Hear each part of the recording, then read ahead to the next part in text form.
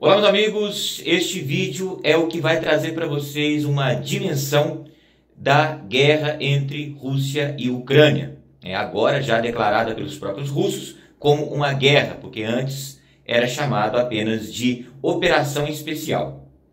Neste vídeo eu vou mostrar para vocês como estava a guerra em novembro de 2022 e como está agora em março de 2023. Um pouco mais de um ano aí de diferença. Quanto que avançou, né, a conquista aí russa, quanto que avançou também a retomada por parte dos ucranianos, né? Nós vamos trazer aqui em imagens, mapas, como vocês estão vendo aí do lado, e também nós vamos trazer em números, inclusive uma previsão de quanto tempo essa guerra pode demorar se caso a Rússia continuar seguindo com seu avanço no ritmo que está. Vamos lá. Primeiramente, nós estamos aqui nesse mapa, tá? Esse mapa, que é disponível para qualquer um, do Instituto Standard War. É um instituto independente que acompanha conflitos em todo o mundo, mas especificamente esse aqui é da Ucrânia e da Rússia, tá? E nós também faremos uso de informações da Al Jazeera, tá? O canal de notícias Al Jazeera. Por quê? Queremos ter informações o mais independentes possível, tá? E também já quero eliminar aquela pessoa que está assistindo o vídeo, que está aqui em caráter de torcer para um lado ou para o outro, como se isso fosse uma partida de futebol, né? E vocês vão entender mais ainda sobre essa questão de torcer, o quanto isso é ridículo, né? Que chega ao ponto de que pela forma que está a guerra no momento, pelo caminhar da carruagem, você não vai ver o fim dessa guerra. Vamos lá. Vamos lá. Primeiramente, vamos olhar aqui o comparativo. Eu peguei o mapa, eu venho acompanhando esse Study of War, esses mapas, desde meados do ano 2022, tá? E em novembro de 2022, como vocês podem ver aí na tela, nós temos essa situação, né? Que pode ser vista também nesse mapa ampliado aqui, ó, que está aqui a Ucrânia, né? E essa parte aqui marcada é a parte onde que a Rússia está controlando, tá? A parte em preto aqui embaixo, né? Não conta porque a Rússia já estava controlando desde 2014. Mas referente a essa guerra, nós estamos falando aí dessa parte que a Rússia está controlando.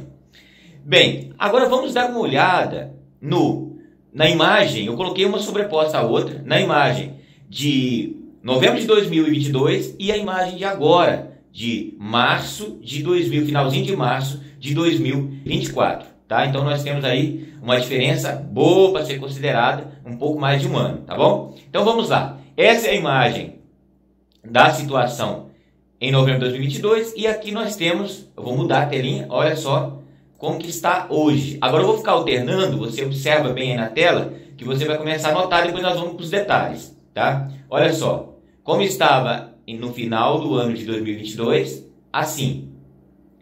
Observe em cima, vamos dar um zoom, vamos focar aqui no avanço russo nessa região nordeste da Ucrânia aqui. Olha só, estava assim no final do ano de 2022 e está assim agora. Veja que houve um avanço aqui, ó, em direção aqui, ó, a Kramatorsk, por exemplo. Nós podemos ver aí que o avanço russo nesse período já se aproxima da cidade. Observe, essa linha inteira é uma linha de defesa da Rússia, né? Que você vê que ela teve um avanço considerável aí em cima, tá? Vamos descer um pouco aqui na parte central. Inclusive esse local aqui é onde a Ucrânia concentrou esforços na tentativa de romper isso aqui e dividir o controle russo ao meio, né? Vamos ver como estava no final do ano de 2022 e como está agora. Vejamos.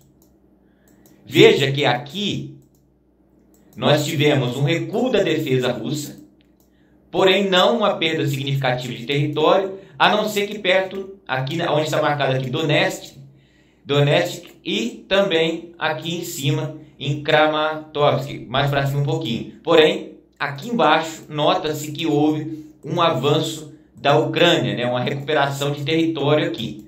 Essas partes marcadas em azul que tem aqui é porque são avanços muito recentes, avanços da Ucrânia, tá? Então, aqui teve um avanço realmente, a Ucrânia lutou muito aqui, né? Pode olhar que houve um recuo da Rússia, porém, aqui na parte de cima, nós notamos que é a Rússia que teve um avanço considerável. Nas médias aqui nos cálculos, a Rússia recuperou mais terreno do que a Ucrânia. Então, a gente vai olhar aqui novamente, veja que houve também aqui um avanço por parte da Rússia, porém não houve avanço mais para o sul. Ali, ó, observar Kherson, por exemplo, a Ucrânia de lá para cá praticamente recuperou completamente a região de Kherson, aqui embaixo, tá? Olha, houve um avanço considerável, né? Eles continuam também protegendo o rio desde então. E é isso aí. Agora a gente vai falar sobre a quantidade de soldados mortos dos dois lados desde o começo até agora. É importante a gente olhar esse mapa. Vamos voltar para outro mapa aqui que tem qualidade melhor. É importante a gente olhar que, baseado nesse avanço que teve aqui na região leste, né? Noroeste é leste da Ucrânia, esse avanço aqui, eu tive fazendo umas linhas, uns desenhos aqui para poder ver quanto tempo demoraria para eles chegarem no extremo aqui e conquistar a Ucrânia inteira. Se a guerra funcionasse dessa maneira linear, né? Se funcionasse assim, perdão, a Rússia levaria 100 anos aproximadamente para chegar até esse extremo aqui, no ritmo que está. Agora vocês imaginam. Agora vamos olhar aqui quantas vidas custaram dos dois lados, tá? Baseado na informação publicada no jornal Al Jazeera, tá? Então, eu trago Al Jazeera aqui para que não venham dizer que são informações manipuladas, tá? Se eu trago uma informação lá da BBC de Londres, vão falar que é manipulado. Se eu trago uma da Rússia, vão falar que é manipulado. Mas aqui eu tenho, do Al Jazeera aqui, são números muito abaixo de números que eu mesmo trouxe aqui há um ano atrás, né? Quando se falava já em 200 mil soldados mortos. De cada lado, não. Entre os dois lados, somava 200 mil. E agora, nas informações que eles trazem agora, que eles aceitam agora, são números bem menores. E esperamos que seja verdade mesmo. Mas vamos lá. Do lado, segundo essa reportagem do Al Jazeera, 31 mil soldados ucranianos já foram mortos no combate com a Rússia. 31 mil soldados ucranianos. Uma publicação oficial da Rússia foi um pouco difícil para ser conseguida. Mas a Al Jazeera fez um levantamento aqui. A Rússia também forneceu poucos números oficiais de vítimas. O meio de notícias independente russo, Mediazona, disse no sábado que cerca de 75 mil russos morreram desde o começo da guerra até agora. Olha só, aí nós estamos falando aqui de uma coisa que tem que ser prestada atenção. É sabido e é admitido que o número de mortos, de soldados mortos do lado da Rússia é muito maior. Isso não significa que eles estão perdendo a guerra. O número é muito maior pelo seguinte motivo: a tática russa. Primeiro que eles são os invasores. Os invasores, eles estão sempre expostos, estão sempre no prejuízo. A Ucrânia nunca tinha perdido tanto soldado como perdeu quando ela começou a recuperar terreno. Quando a Ucrânia começou a tentar recuperar terreno, é que eles perderam mais soldados ainda. Mas no momento, né, que nós estamos falando aqui, que é a Rússia que está invadindo, né, desde o início é a Rússia que está invadindo, os soldados estão muito mais expostos, né, e a defesa ucraniana fica escondida, né, e muitas vezes fazendo uso de drone e tudo mais. Então é óbvio que o número de soldados russos mortos na guerra sempre é maior. Mas isso não significa uma vitória, não significa que o placar, entre aspas, está favorável à Ucrânia, não. Primeiro ponto, a Rússia tem um estoque ilimitado de soldados. Se essa guerra continua, como eu falei, se for pela matemática, não é assim que funciona, mas se for pela matemática, essa guerra dura mais 100 anos.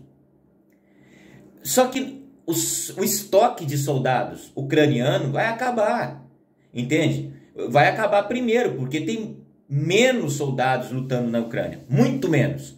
Se a tática for colocar soldados em campo de guerra, a Ucrânia perde aí, nos próximos 2 anos, acabou essa guerra. Entendeu? Se continuar queimando soldados dessa maneira, gastando soldados dessa maneira. Então a Ucrânia não vai partir por esse lado, vai ter que partir de outra maneira. Do outro lado, a Rússia. A Rússia não está nem aí com os soldados, ficam gastando soldados, vida para eles não importa, eles estão gastando o que for necessário, desde que avance. Cada metro avançado para Putin é importante. O que importa é a terra conquistada e não o soldado morto. Essa é a forma que a Rússia luta desde muito tempo. Quem conhece a história sabe de Leningrado como que foi. Então a Rússia luta dessa maneira. A Rússia também,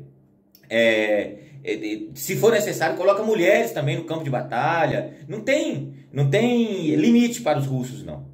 Aí vem um outro tema, vem outra história que muitos ficam falando, a respeito, se a Ucrânia avançar um pouco não adianta nada, porque a Rússia vai lá e solta uma bomba atômica. Tá? Olha só, primeiro que o comentário de quem faz isso é um comentário de um torcedor amargurado, o que é ridículo, alguém torcer para um lado na guerra. Tipo assim, a Rússia vai vencer de qualquer maneira, porque se perder na batalha no campo, ela vai soltar uma bomba atômica. Vai ganhar de qualquer maneira. Olha só. Primeiro, isso não é esporte. Isso é uma coisa terrível. É algo que pode destruir o mundo. O mundo inteiro. Inclusive o seu país, mesmo que você esteja morando lá na cidade do Cabo, no sul da África. Tá? O que acontece? A Rússia, existe pouca possibilidade da Rússia apelar para armas nucleares. Pouca possibilidade. Eles fariam isso em situações muito extremas, a não ser que, por exemplo, a OTAN se juntasse, atacasse o território russo, invadisse, tomasse Moscou, aí que eles já estavam destruídos mesmo, não custaria para poder destruir, por exemplo, a capital da Inglaterra, destruir a capital da Espanha, Nova York, não custaria nada, porque armamento nuclear para isso a Rússia tem, pelo menos diz que tem, tá? Agora, a Rússia não tem esse interesse, porque ela sabe que a partir do momento que ela utilizar uma arma de destruição em massa, de civis, e causar aí uma tragédia, né, muito maior do que a que aconteceu em Hiroshima e Nagasaki, a Rússia sabe que se fizer isso, a Rússia vai deixar de existir, entendeu? Os outros vão ter prejuízo, o resto do mundo vai ter prejuízo, muitas vidas, será a coisa mais terrível da história da humanidade, se a Rússia atirar uma bomba atômica em alguma cidade do mundo. Será o pior desastre da história da humanidade, se acontecer isso. Ao mesmo tempo, obviamente, o contrário vai acontecer. Uma outra bomba atômica de potência gigantesca, né, ao nível do armamento que os russos têm, vai cair lá na capital. Aí, vamos supor que continua isso. As cidades mundiais serão destruídas por bombas atômicas, nós estaremos diante do fim do mundo. Vai sobrar o quê? Vai sobrar somente pessoas que moram em locais isolados, longe das grandes capitais, né? E diante de uma crise espantosa. Então, nós estamos falando aí, quando vocês chegam nesse negócio de falar de bomba atômica, que Putin, se perder mais um espaço, ele vai soltar bomba atômica. A pessoa que está falando isso não tem a mínima noção de que estamos falando do fim do mundo.